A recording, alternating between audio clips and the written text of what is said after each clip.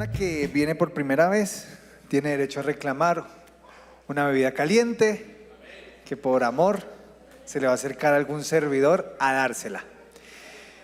Buenas noches a todos los que tomaron el tiempo para venirse un miércoles de Semana Santa, que usted decidió no irse a pasear, sino viene a recibir. Y quiero recordar un poquito que hemos venido hablando de una carta que se llama Filipenses. Y esta carta es una carta muy interesante y hemos abordado varios temas, pero alrededor todos de un sentir que tiene Pablo. Pero antes de abordar eso, permítame hacerle una pregunta. ¿A usted le gustan los refranes, los dichos? Depende. ¿Depende del dicho? ¿Cuál te gusta, Ólida? Permítanme hoy romper un poquito el formato. Un dicho. Más vale solo que mal acompañado. ¿Alguno se adhiere a ese como su dicho favorito? Levante su mano. No, usted está sola en esto, Oli. No es el dicho favorito. Quisiera preguntar, ¿otro dicho favorito? ¿Alguien tiene un dicho favorito? ¿Nadie tiene dichos? Don Antonio, por favor. Muchacho barrigón, aunque lo fajen, ni que lo fajen chiquito. ¿Por qué se inspiró? ¿Me vio? ¿Vio algún tipo de inspiración? ¿Ese es su dicho favorito, don Antonio? Ok. ¿Qué son los dichos? Los dichos son aforismos, son maneras creativas de expresar ideas. Y no solamente eso, los dichos transmiten una realidad, transmiten una cosmovisión, una manera de ver la vida, una manera de entender la vida. Y normalmente en las casas hay dichos y dichos que gobiernan la vida. Y casi siempre los dichos son muy útiles para recordar cosas. Camarón que se duerme, se lo lleva la corriente. Y aunque no estemos hablando de camarones, todos entendemos que no hay que estar distraído, no hay que dar papaya, no hay que dormirse. Pero ¿qué tal esos dichos que no nos gustan? ¿Hay dichos que a usted no le gustan? Mi esposa dice el de la canción de Simón. Árbol que nace doblado. Hay dichos que no nos gustan. ¿Saben cuáles son los dichos que menos nos gustan? Los que nos dicen a nosotros. No el que decimos, sino el que nos dicen. Primero cae. Y cuando se lo dicen a uno es ofensivo, ¿no? ¿Me está diciendo mentiroso? Primero cae un mentiroso que un cojo. ¿O alguna vez le han dicho Yapper? ¿Conoce a Yapper? Ese es más popular. Ese es más actual. ¿Sí ya conocen a Yapper? ¿Cuándo le dicen a uno así? Cuando ya perdió. Son dichos que no nos gustan cuando nos los aplican a nosotros. Y yo quiero decirle que a mí me fascinan los dichos, pero hay uno que me molesta cuando me lo dicen. Y les voy a decir por qué. Gracias. Y es el dicho, al mal tiempo, buena cara. Y usted va a decir, pero ese dicho está lindo. ¿Por qué? Porque es un dicho que tiene que ver con la actitud. Con una actitud frente a alguna adversidad. Al mal tiempo, buena cara. Cambie su actitud, es lo que está diciendo. Está muy bien cuando yo se lo digo a otro. Cuando veo a otro pasando por un momento difícil, le digo, amigo, la actitud es muy importante. Como tú reacciones ante esto va a ser determinante. Pero cuando me lo dicen a mí, quiere decir que están cuestionando mi actitud. Y no nos gusta ser cuestionados. Pero quiero decirte algo, definitivamente cuando me lo han dicho, tienen razón. Y yo creo que por eso me molesta. Porque mi actitud no es la correcta. Y la actitud es algo determinante en lo que vivimos y hacemos cada día. Usted se va a preguntar, ¿por qué la actitud es tan importante? Es más, ¿qué es la actitud? Intente definirla. ¿Qué es actitud? ¿A qué le suena? Cuando le dicen cambie la actitud, ¿usted piensa en qué? ¿En cambiar la cara? Porque aunque este dicho dice al mal tiempo buena cara, lo que quiere decir no es que esté sonriendo a toda hora, sino que cambie la actitud. ¿Pero qué es la actitud? Una acción, dicen por acá. cambie la acción, ¿se puede decir? Para el mal tiempo cambie sus acciones. No sé. Creo que la actitud, y aquí es donde yo vengo a traer un poquito de claridad con el término, tiene que ver con tres áreas: una cognitiva, otra afectiva y otra conductual. La actitud tiene que ver como mis creencias frente a las cosas. ¿Qué es lo que yo creo frente a esto? Por ejemplo, frente a un momento difícil, ¿qué viene a mi mente? ¿Qué viene a mi corazón? ¿Qué es lo que creo de esto? Esto es el acabose, esto es el peor día de mi vida, esto me va a arruinar la vida. Una perspectiva. ¿Y eso qué hace? Que se afecte una parte afectiva. ¿Cómo me siento frente a lo que está sucediendo? ¿Cuáles son mis emociones y mis sentimientos? ¿Cómo responde mi corazón frente a eso? Pero también una parte conductual. ¿Cómo reacciono frente a eso? Es decir, que la actitud es una manera de reaccionar ante lo que vivo. Y muchas veces lo que vivimos, y sin darnos cuenta, obtiene una respuesta de nuestra vida, una reacción, o lo que llamamos una actitud. Y la manera en que vives tu vida y respondes a ella es lo que vamos a llamar actitud. Y no solamente te afecta a ti, sino afecta a tus relaciones. ¿Sí sabías que tu actitud tiene el poder de influenciar a otros? Yo le decía a una amiga: tú eres una mujer que tu actitud influencia. Y ella decía: gracias. Yo le dije: ¿influencia para bien? Pero también tienes el poder de influenciar lo que estás intentando entender o cómo respondes ante el mal. También eres capaz de influenciarlo, y eso es muy poderoso. Porque hay personas que inspiran, que contagian la actitud. Y qué lindo cuando hay gente esperanzadora alrededor de nosotros, que nos ayuda a decir: vamos a salir adelante. Es más, que están pasando por un mal momento y son esas personas que su actitud los lleva a responder de una manera positiva, a actuar correctamente, a decir: no nos vamos a dejar. Con un partido de fútbol, ¿no? Pasa mucho que cuando uno va perdiendo 5-0, ¿qué pierde? La actitud. Y ya uno no empieza a jugar igual, ya para qué. Esa es una actitud con la que respondo ante un evento que no espero y lo hago mal. Qué chévere esa gente que dice: vamos a jugarla hasta el último minuto, la vamos a dar es toda. Y uno se siente motivado, así vaya perdiendo 7-0 y perda 15-0. Pero la actitud es importante. ¿Por qué? Porque mi corazón y mi mente respondan frente a eso.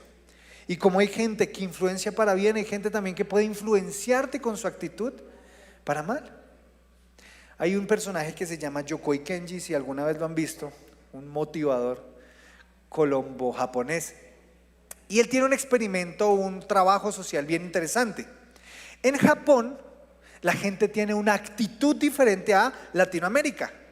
Y en Japón hay una actitud de suma responsabilidad por encima de la vida. Y llega el punto donde los japoneses comúnmente se conocen como un país alto en intentos de suicidio. ¿Qué hace él? Coge una persona con este padecimiento, con esta actitud frente a la vida, y la trae a Colombia. ¿Para qué? Para que el entorno afecte su actitud. Y va a encontrar, y él cuenta cómo en Colombia encuentra en Cazuca o en Ciudad Bolívar, cómo encuentra gente que, aunque sufre adversidad, su actitud hacia la vida no es quererse morir, sino querer avanzar, y eso se contagia. La actitud va a ser clave en tu vida para que vivas correctamente. Así que tener la actitud correcta te va a llevar a vivir de manera correcta. Tener la actitud incorrecta te llevará a vivir de una manera incorrecta. Y las malas actitudes tienen consecuencias.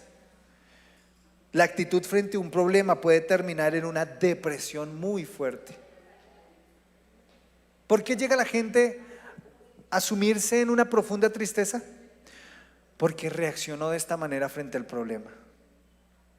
Otros pueden reaccionar frente a esto como una oportunidad para crecer. Así que hoy quiero que te lleves esto en el corazón. La palabra va a definir para nosotros qué debería ser una buena actitud digna de imitar y una mala actitud digna de evitar.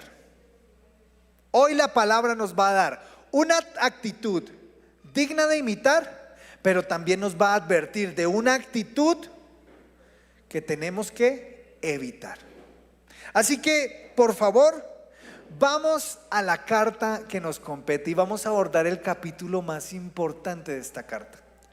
Este va a ser la columna vertebral, lo que Pablo quiere transmitirle a la iglesia que se llama de Filipos, de una ciudad romana, y está en el capítulo 2. Porque el trabajo de Pablo va a ser transmitirle a estos lectores, a la iglesia de Filipo, cuál es la actitud que usted y yo y que ellos deben tener frente a la vida. Así que por favor, acompáñenme al capítulo 2 desde el versículo 1. Por tanto, comienza el capítulo 2, si sienten algún estímulo en su comunión con Cristo. Voy a ir más o menos queriendo decir, traduciendo, si ustedes están conectados con Dios, algún consuelo en su amor, si ustedes se sienten consolados por el amor de Dios, algún compañerismo, comunión con el Espíritu Santo, si ustedes tienen comunión con el Espíritu Santo, algún afecto entrañable. Versículo 2. Llénenme de alegría teniendo un mismo parecer. Cuando ustedes leen esta palabra parecer, es la palabra que vamos a usar para actitud. Porque en el versículo 5 va a usar esta misma palabra en griego para hablar de la actitud correcta. Así que ustedes tengan este mismo parecer, tengan este mismo actitud. Llénenme de alegría teniendo este mismo parecer, un mismo amor, unidos en alma y pensamiento. ¿Y cuál es? Aquí nos va a decir cuál va a ser la actitud que tenemos que evitar. No hagan nada por egoísmo o vanidad. Más bien, con humildad consideren a los demás como superiores a ustedes mismos. Cada uno debe velar no solo por sus propios intereses, sino también.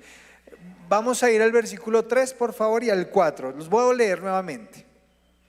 No hagan nada por egoísmo o vanidad. Más bien, con humildad consideren a los demás como superiores a ustedes mismos.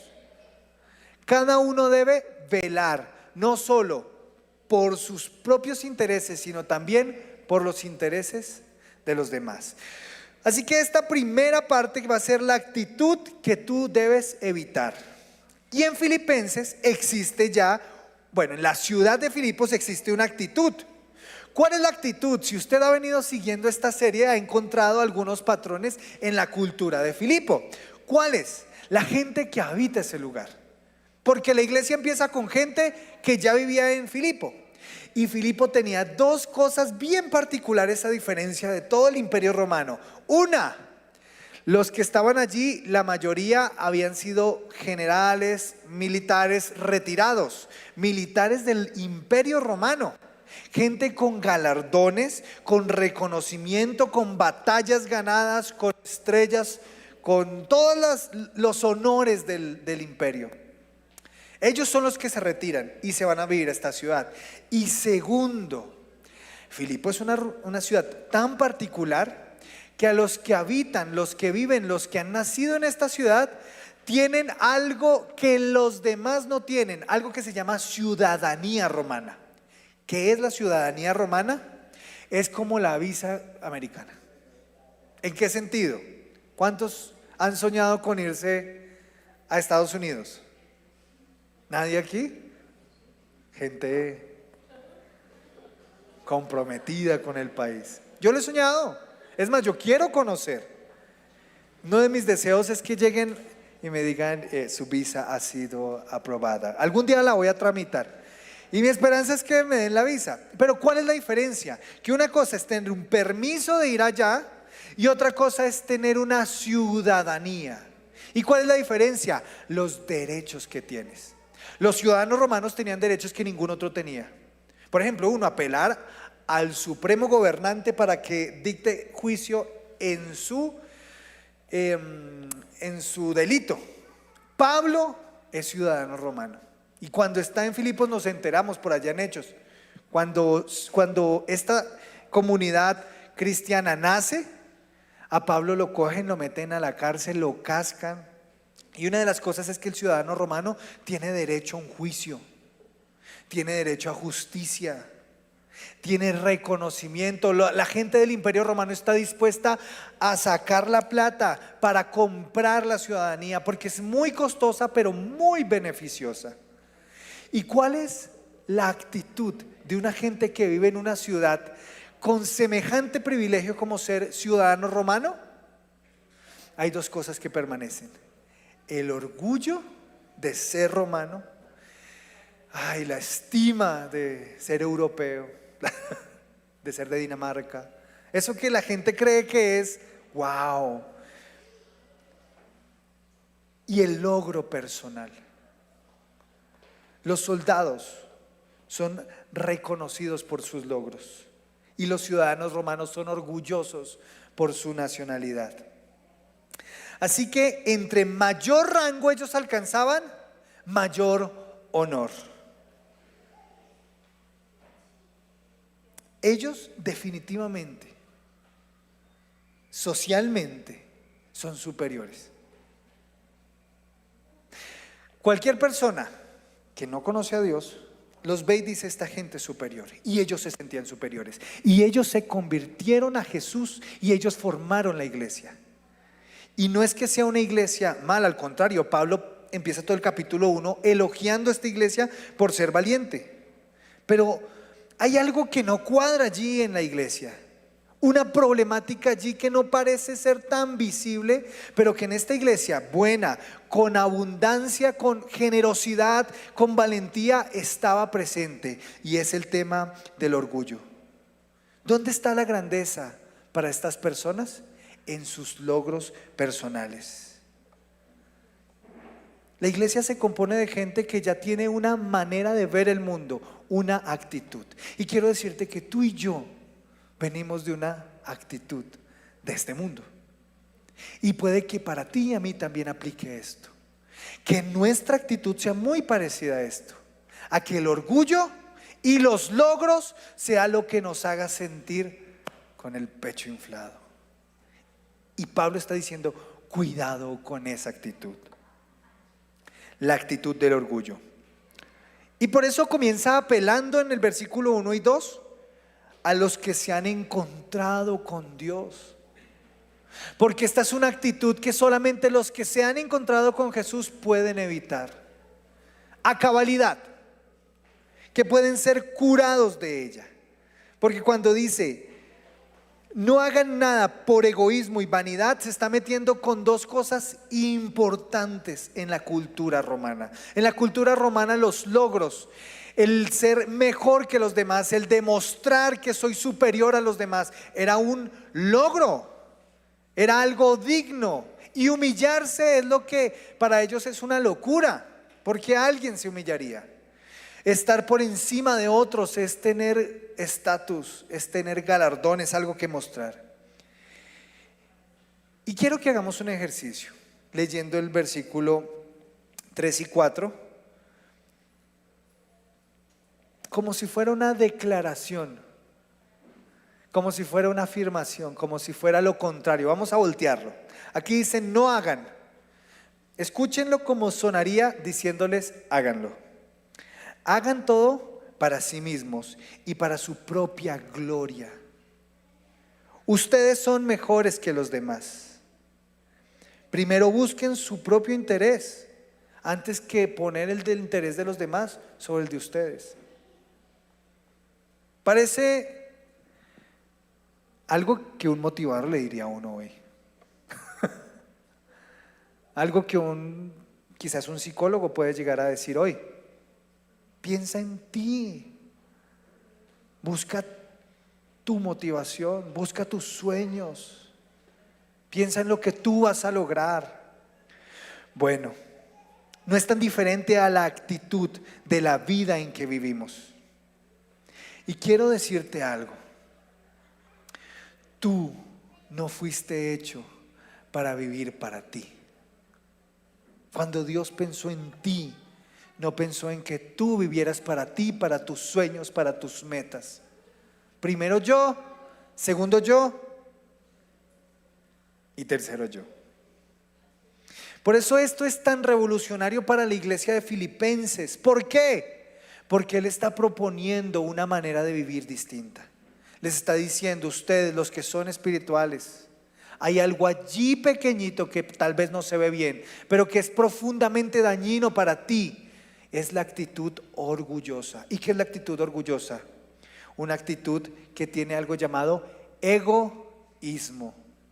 No hagan nada por egoísmo. El cristianismo y el egoísmo son antitéticos, son opuestos, no pueden convivir juntos, no pueden, se repelen, se rechazan. Y donde aparece el egoísmo, tiene que desaparecer el evangelio. Pero donde aparece la buena nueva de Jesús, tiene que desaparecer el egoísmo. ¿Y qué es el egoísmo? El egoísmo es hacer algo pensando en mi propio beneficio, en lo que a mí me importa. ¿Qué gano yo con eso? ¿No le ha pasado? Que cuando va a hacer algo, una de las cosas que uno se pregunta es, bueno, ¿y yo qué gano con esto? Cuando uno llega a la iglesia y le hablan a uno de servicio, hay que servir al otro, hay que amar al otro, muchas veces la crisis es, ¿y yo qué?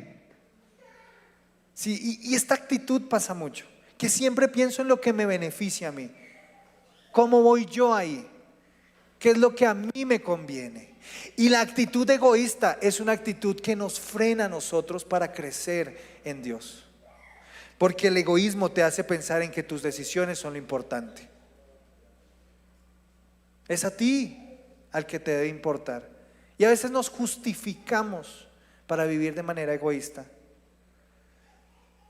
Egoísmo es pensar que puedo ganar, no que puedo dar.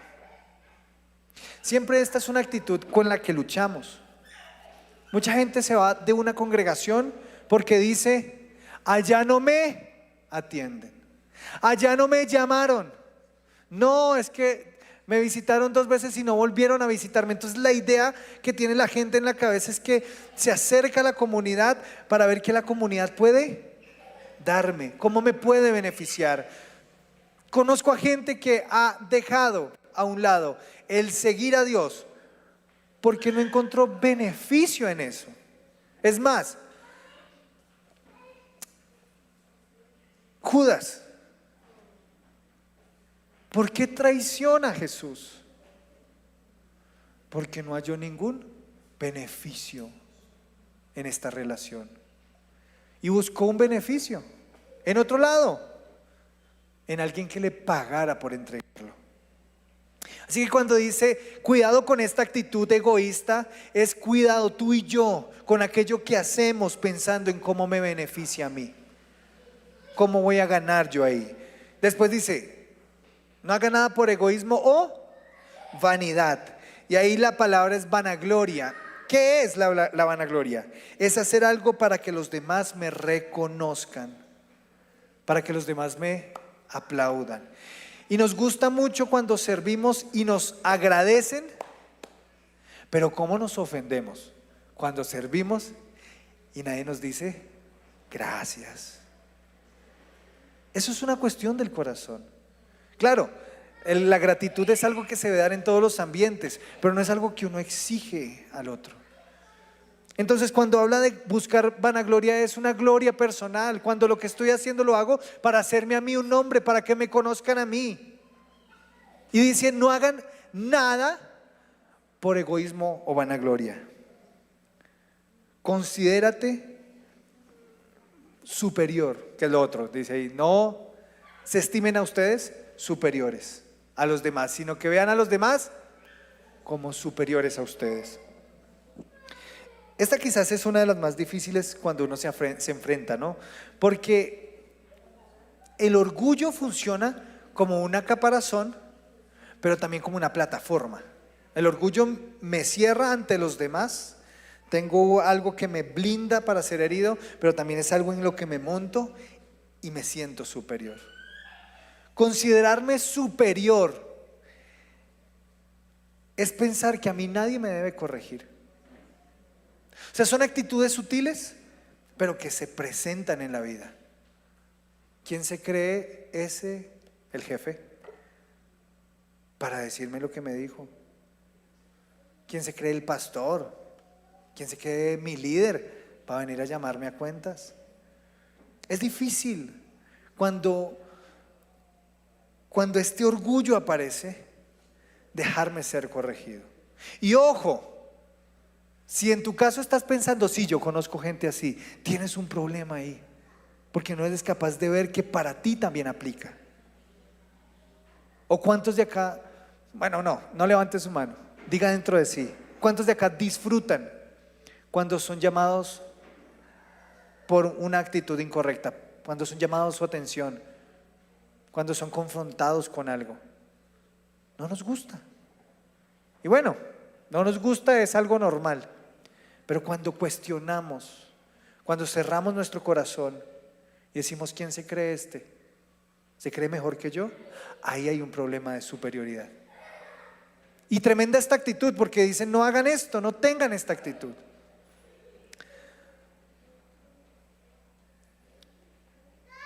Considerar a otros superiores por su condición también es un error.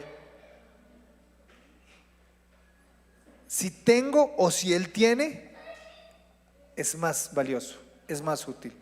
Es una cuestión donde la actitud frente a otros y frente a mi vida se basa en cómo lo percibo según lo que tiene o cómo me puede beneficiar. Y me cierro si no recibo lo que espero. Y esto es algo que no puede ser solamente aplicable para la iglesia de Filipenses, sino también para ti y para mí.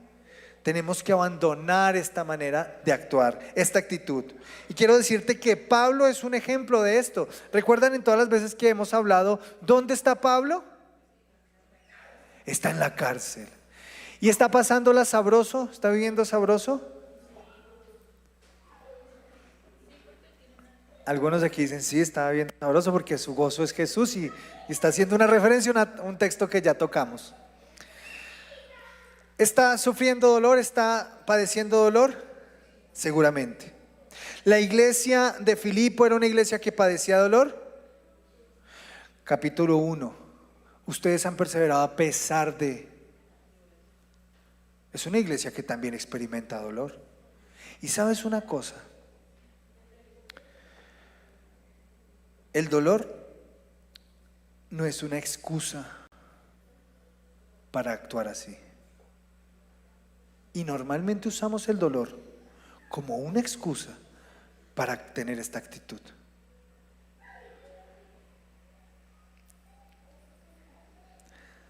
No hay justificación para la mala actitud, la mala reacción. No la hay.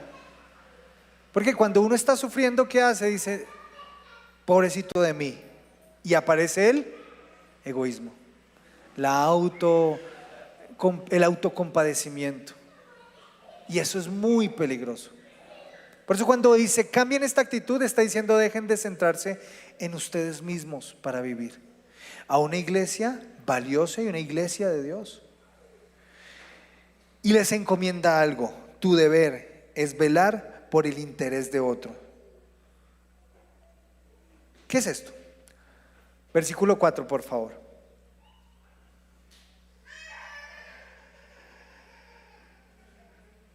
Cada uno debe velar, no solo por sus propios intereses, sino también por los intereses. ¿Qué es esto? ¿Qué es lo que empieza a decir esta actitud que tenemos que evitar? Tenemos que evitar actuar con egoísmo, actuar con vanagloria, buscando mi gloria, y actuar sin superioridad.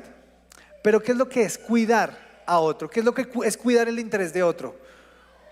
Cuando tú consideras que el otro necesita ser como es Jesús. ¿Cuál es el interés de Jesús con el otro? Y esto aplica mucho para las parejas y para las amistades. ¿Qué se da mucho en las parejas? ¿Por qué las parejas terminan cayendo, por ejemplo, en pecados sexuales? ¿Por qué? Porque empieza a aparecer un deseo propio. Y aunque uno sabe que esto está mal, empieza a ceder. ¿Por qué? Porque el ceder, el dar pasitos hacia allá, como que me va a hacer sentir algo placentero. Amar no es y no tiene que ver con la sexualidad. Amar tiene que ver con hacer lo mejor para el otro. Cuando yo sé lo que Dios quiere con el otro, amarlo, preocuparme por sus intereses. No es que si él quiere comprarse un carro, voy a ir a trabajar para darle un carro. No, es enfocarme en qué es lo que Dios quiere para él, qué es lo que Dios quiere para ella. Eso es lo que es interesarse en otro, poner un interés sobre otro, qué es lo que Dios quiere para él, y en eso voy a trabajar. No en lo que a mí me da placer, no en lo que a mí me gusta, no es lo que a mí me parece interesante, es qué quiere Dios con esta persona. Por eso cuando lo enfoca y dice, tengan en cuenta esta actitud, está diciendo, abandonemos esta manera de actuar para centrarnos en qué es lo que Dios quiere con el otro.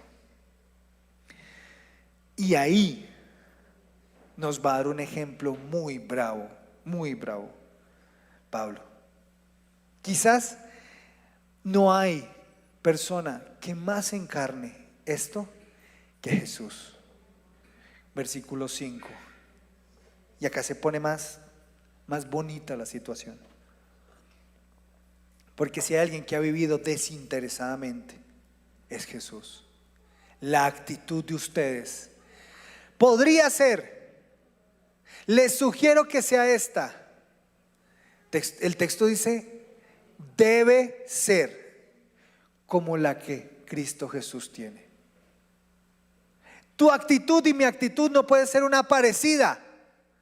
Tiene que ser la misma. ¿Y cuál es la actitud de Jesús? Versículo 6. Quien siendo por naturaleza, por esencia, siendo Él Dios, siendo la sustancia de Dios, no consideró el ser igual a Dios como algo a qué aferrarse.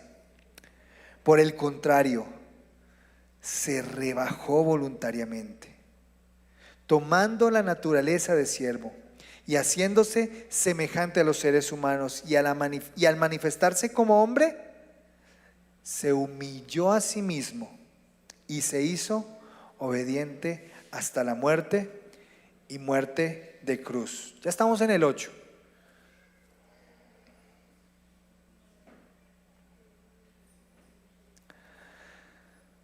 ¿A quiénes les está diciendo esto Pablo?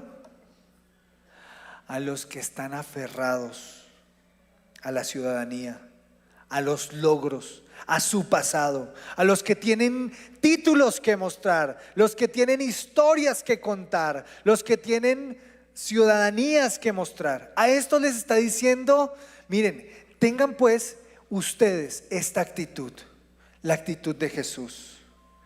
Y la actitud de Jesús es muy contrastante, porque Él sí tiene de qué aferrarse. Pablo, ustedes han paseado conmigo en esta carta y han visto cómo Pablo dice, miren, todo lo tengo por pérdida, todo es basura. Pablo encarna esto que está haciendo Cristo. Pablo está diciendo esto y una y otra vez, despojémonos. Pero es que una cosa es despojarse de cosas malas y otra cosa es despojarse de lo mejor de la vida. Porque lo que está haciendo Cristo aquí es no aferrarse a ¿qué? Al ser Dios. Jesús tiene todo lo que esta sociedad filipense deseaba, de esta sociedad romana. Tenía estatus. ¿Por qué? Porque es rey. Tenía un nombramiento. Tenía posición. Tenía poder. Trono. Recursos. ¿Y saben qué dice allí? No consideró eso como algo a qué. Jesús decide no sacar provecho, porque la palabra aferrarse es usarlo para su bienestar, usar para su uso. Él podía quedarse en el trono y estaba haciendo algo malo. Él nunca venir a la tierra y estar haciendo algo malo. ¿Está pecando? No. Decide no usarlo para su beneficio. Renunciar a ese beneficio. Decirle no a este beneficio temporalmente. ¿Para qué?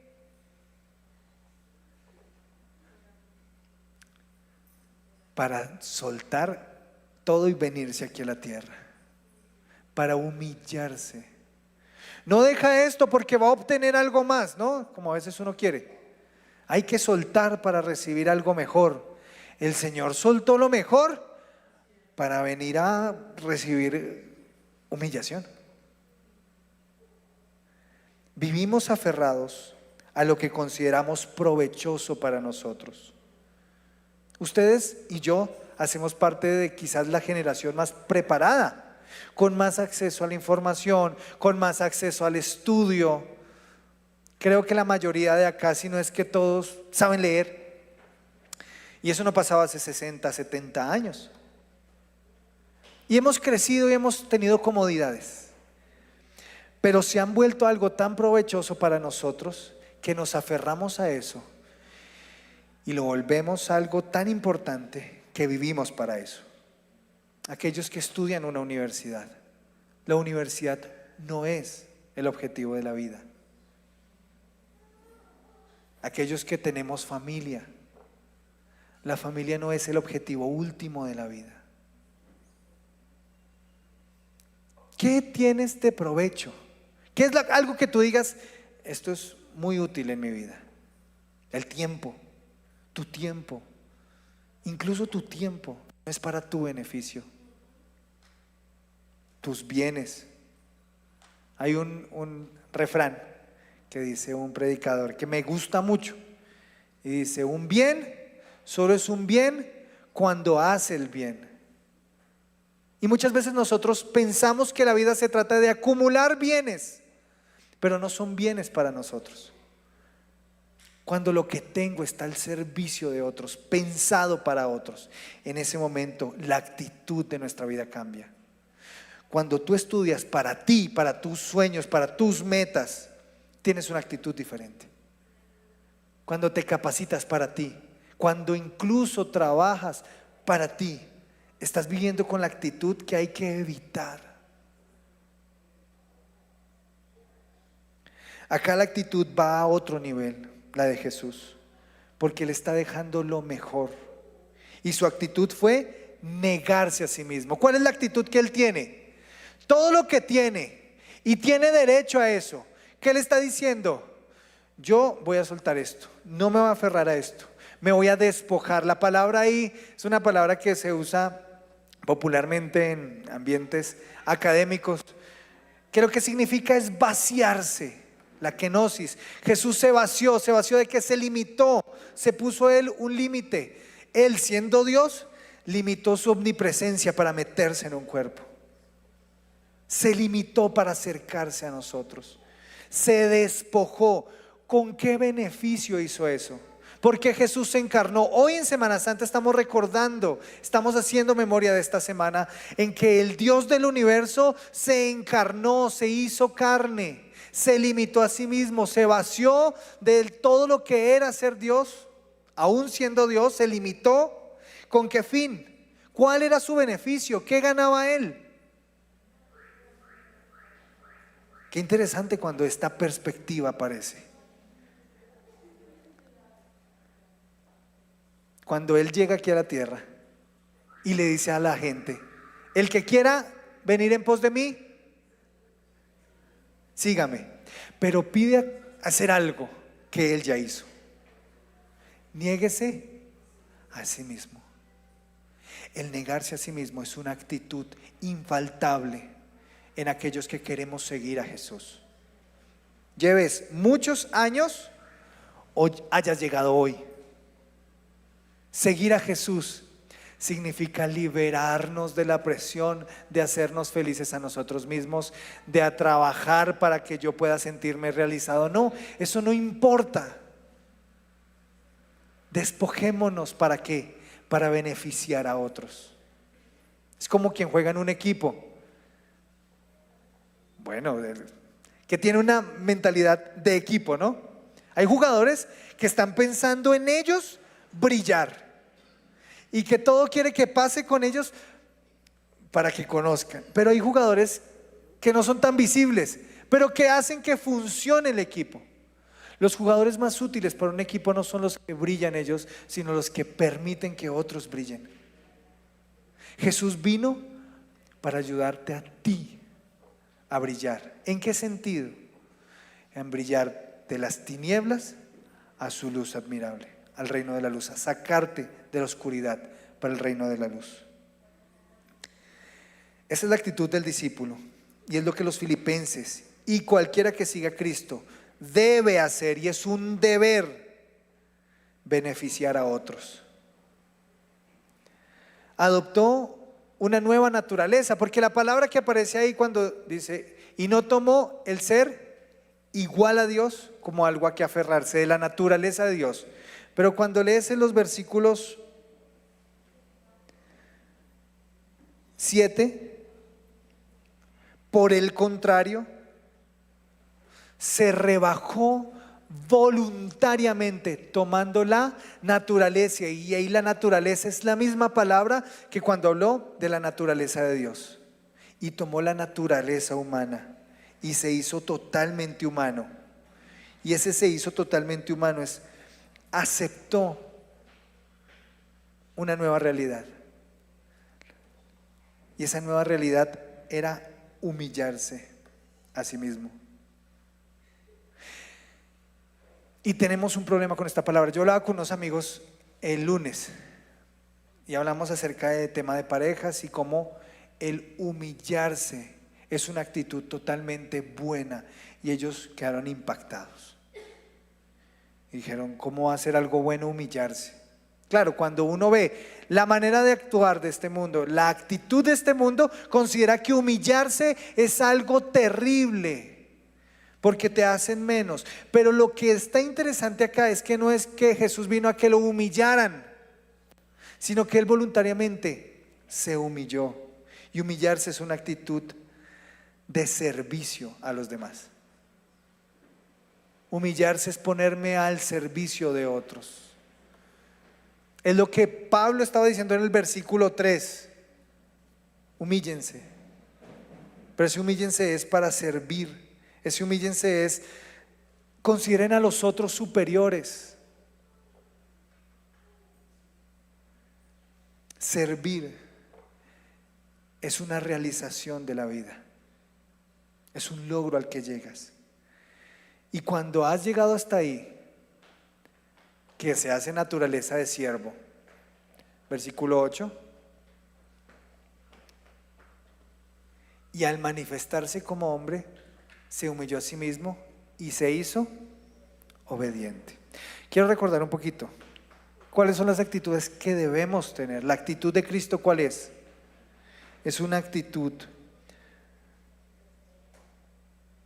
donde uno no se aferra, donde uno se humilla y donde uno obedece. ¿Y cómo es obedecer? Porque aquí la propuesta es: sean obedientes hasta la muerte. Para los romanos, para los filipenses, lo más deshonroso, lo más terrible, lo más humillante era la cruz. Morir en una cruz era humillante. ¿Por qué? Porque aquel que moría en la cruz ya era reconocido como los peores de los peores. ¿Y saben una cosa? Un ciudadano romano no era condenado nunca a crucifixión, por lo humillante que es. Y no es solamente una actitud humillante, sino sumamente dolorosa. Dolorosa. Esta semana que estamos, hacemos memoria de esto. ¿Qué significaba? Una muerte en la cruz. Es más, la muerte de Jesús, que es diferente. Porque cuando dice ahí, miren que está en signos de exclamación, ¿no? Y se hizo obediente hasta la muerte. Y muerte de cruz. ¿Por qué esta exclamación? Porque es un impacto para los que están leyendo esto. Ellos seguramente conocían la historia de Jesús, pero lo que les está recordando es el impacto del lugar, de la condición de su muerte. Alguien que moría en la cruz, moría de dolor. No moría por desangramiento.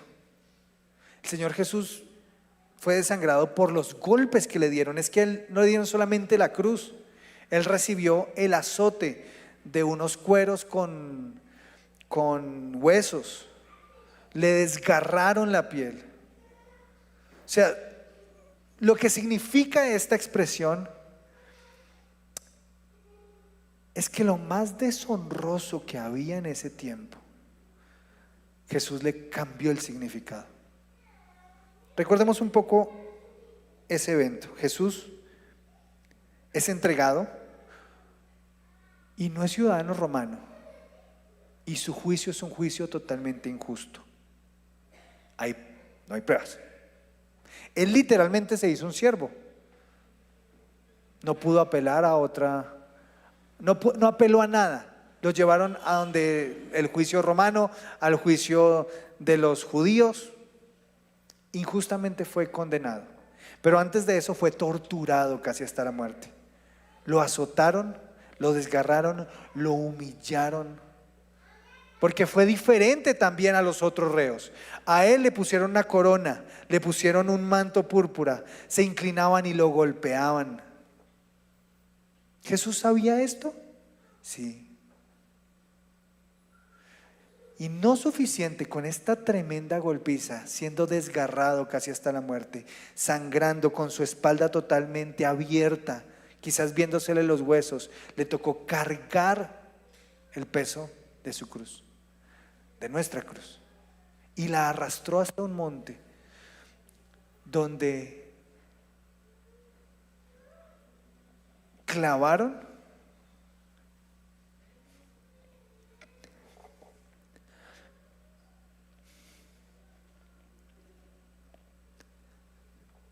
de una manera cruel, le desgarran, y él tiene que, con sus pies clavados, intentar apoyarse por la asfixia que da el tener los brazos tensionados.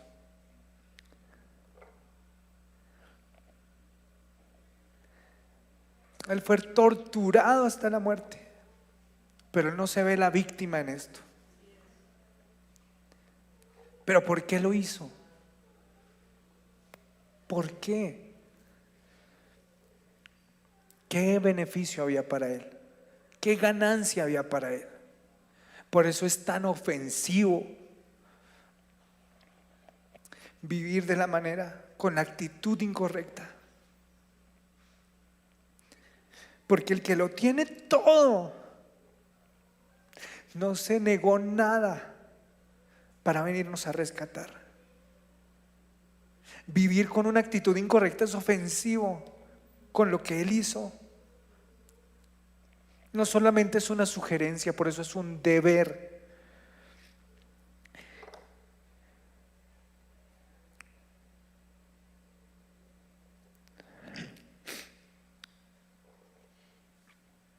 Recordar esto nos lleva a tener solamente una opción de vida. Tener una actitud diferente a esta es desconocer. Los filipenses estaban enfrentándose a esto, a la peor humillación, no solamente a la peor muerte, sino a la peor humillación, a hacerse obediente. Y esa es la invitación de esta noche. Cambiemos nuestra actitud. Cambiemos nuestra actitud. En la Segunda Guerra Mundial, Winston Churchill dijo una frase que creo que no es tan cierta. Dijo: la actitud es una pequeña cosa que hace una gran diferencia. Pero ¿saben una cosa? La actitud no es una pequeña cosa. La actitud con la que tú vives la vida es un gran, gran avance.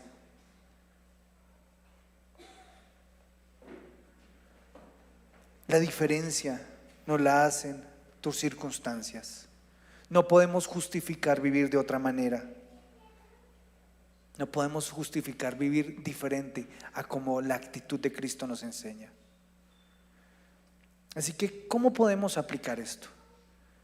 ¿Cómo podemos tener algo a lo cual nos vamos a comprometer? Lo primero es que debe haber un arrepentimiento en el corazón del egoísmo y de la vanidad.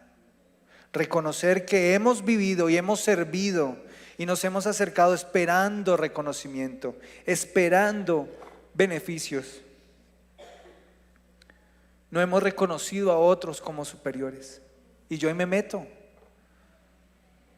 Pero es ofensivo para el sacrificio de nuestro Señor seguir viviendo así. ¿Qué tal si tú buscas a alguien dentro de la congregación y a alguien fuera de la congregación? Gracias.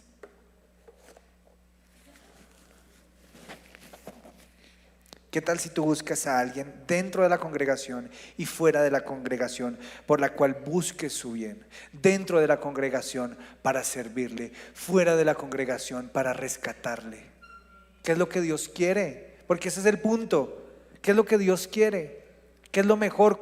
¿Qué es preocuparse por el beneficio de otros? Preocuparnos por los que están afuera y ayudarlos a entrar, pero preocuparnos por los que están adentro. ¿Qué es lo que Dios quiere con los de adentro? Al evitar esto, estamos cambiando de actitud. Pero otra cosa que puedes hacer es haz tu estudio, haz tu casa, haz tu trabajo un bien, un beneficio para otros. Haz que estudiar sea para Dios. Y estudiar para Dios es pensar en que los que están allí en la universidad, quizás Dios quiera hacer algo. Dejar de verlos como un ente externo. Los que están en tu trabajo, usa tu trabajo como un beneficio para otros. Niégate a vivir para complacerte. Niégate a la posibilidad de que la vida se trata primero de conseguir plata para vacacionar. Neguémonos a la idea de que la vida es solamente para disfrutar. ¿Qué tal si pensamos que la vida es para invertirla en Cristo? Y por último, obedece hasta las últimas instancias al Señor. Ponte de pie y acerquémonos a aquel que tuvo la actitud correcta. Cierra tus ojitos y habla con Jesús. Jesús, te necesito una vez más. Dile, te necesito una vez más para rescatarme de mí, para rescatarme de mí. Padre, yo quiero arrepentirme y vamos a orar por arrepentimiento para que el Señor nos dé un arrepentimiento genuino del egoísmo, del vivir para nosotros, del creer que la vida se trata de nosotros, de que cómo sufro, cómo me va de mal, cómo no me alcanza el tiempo. Señor, perdónanos por creer que la vida se trata de nosotros, que la vida se trata de mí, Señor.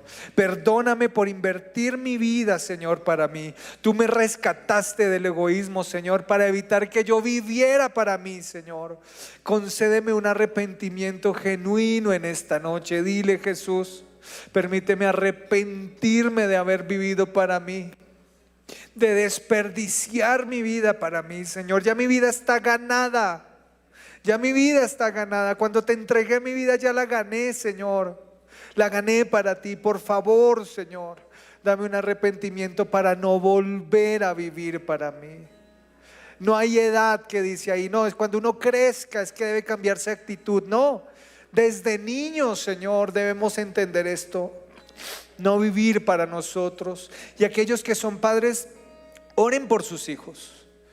Díganle al padre: Padre, ayúdame a enseñarle esto a mis hijos.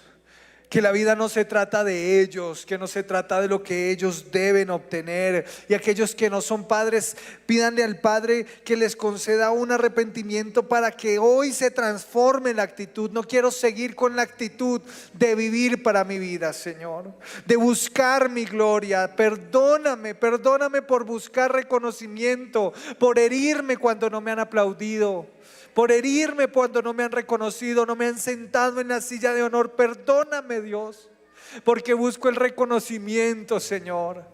Yo quiero deshacerme de eso hoy.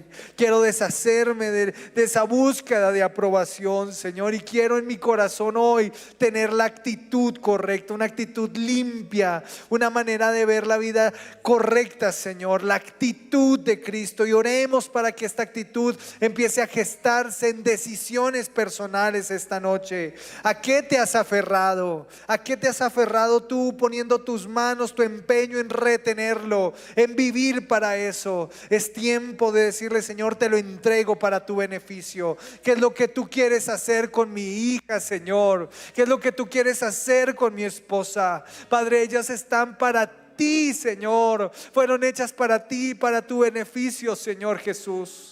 Después de esto va a encontrar el Señor Jesús allí en el versículo 9 como el Padre reconoce lo que ha hecho, pero su motivación no fue el reconocimiento, fue interés genuino por otros, por nosotros, Señor. Padre, permítenos vivir de esta manera. Dile: Señor, llévame a servirte con un corazón correcto. Vivir para ti es vivir sin egoísmo, pero vivir para ti es negarme a mí mismo. Un discípulo se niega a sí mismo, se compromete para crecer para ti, se compromete a seguirte, Señor. Ese es el mayor compromiso. Y la generosidad no tiene que ver con dar dinero, sino con entregar la vida. Ayúdanos a ser generosos, Señor, con el camino, con el evangelio, con la vida cristiana. Queremos entregarnos, sembrarnos para que tu reino crezca.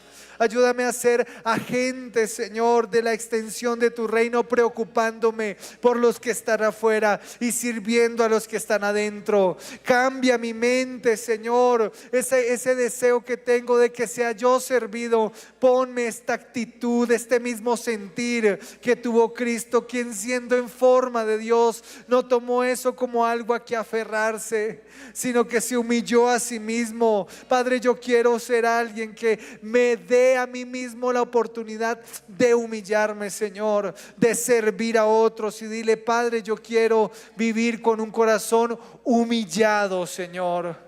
No quiero tener miedo a la humillación, al contrario, quiero ser como tú, que serviste a todos. El Hijo del Hombre no vino a ser servido, eso es lo que merecía. Él vino a servir. Dile: Jesús, yo quiero ser como tú. Yo quiero ser un servidor tuyo, entregar mi vida hasta la muerte en obediencia. Y dile: Señor, ayúdame a tener en cuenta que la obediencia es la manera más efectiva de vivir la actitud de Cristo. Piensa por un momento en esto. La obediencia es el camino. La obediencia al Padre es la manera de vivir. ¿Qué es lo que Dios quiere que hagas en este tiempo? ¿Qué Dios te ha hablado al corazón? Él fue obediente, incluso aún por encima de su deseo. Allí en Getsemaní Él oró pidiendo que pasara de Él este momento difícil que iba a vivir, del juicio por el pecado. Pero Él fue capaz de decir: Padre, que se haga tu voluntad y no la mía. Eso es obediencia. ¿Qué es lo que Dios te ha pedido que obedezcas últimamente? Que has puesto tu voluntad por encima de eso. Que esta sea una noche en la que puedas decirle: Señor, quiero ser obediente por encima de buscar mi beneficio.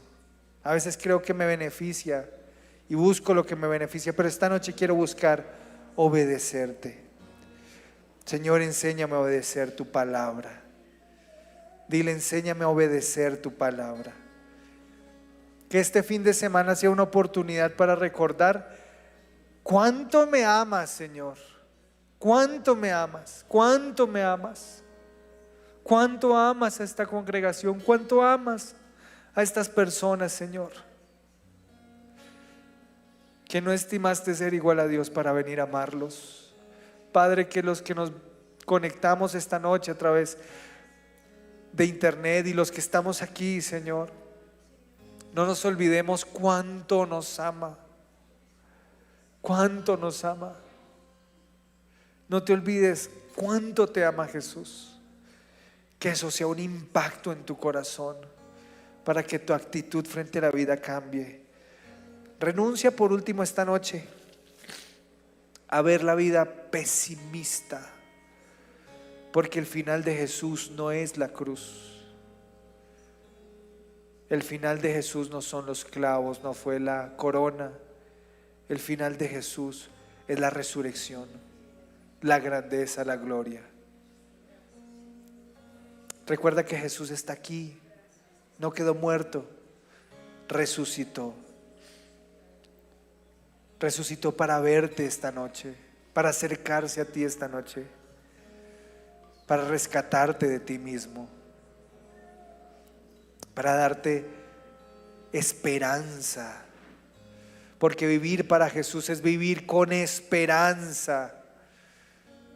Esperanza, Él tiene esperanza para ti. Gracias, Jesús. Amén. Amén. Aquellos que nos acompañaron desde casa, tomen un tiempo para honrar a Dios, porque la manera de vivir para Dios es darle todo a Dios. Jesús no quiere una parte de tu vida, quiere que te entregues totalmente. Así que adora a Jesús en este momento. Y aquellos que estamos acá vamos a hacer lo mismo. Adorar no tiene que ver con canciones, tiene que ver con algo más. Tiene que ver con entrega. Y así como le has dicho al Señor, te entrego mi corazón. Siempre la parte económica es una oportunidad para decirle a Dios: Dios, yo no vivo para esto, no vivo para la plata. El dinero no es la fuente de mi vida. El dinero es para adorarte, es para ti. Incluso tus recursos fueron hechos para beneficiarlo a Él, para beneficiar a otros. Mira tus recursos como una oportunidad de bendecir, de hacer que el reino de Dios crezca, de invertir en las cosas que a Dios le importa, en otros, en adorarlo a Él. Él no necesita tu dinero, Él no se vara por plata, Él es dueño de todo. Pero Él desea que tu corazón sea libre de la esclavitud del vivir para ti mismo, incluso económicamente. Así que por favor, a los que en su corazón desde antes prepararon algo para el Señor, y los que han sido conmovidos a dar al Señor, por favor acérquense aquí donde nuestro hermano Danielson.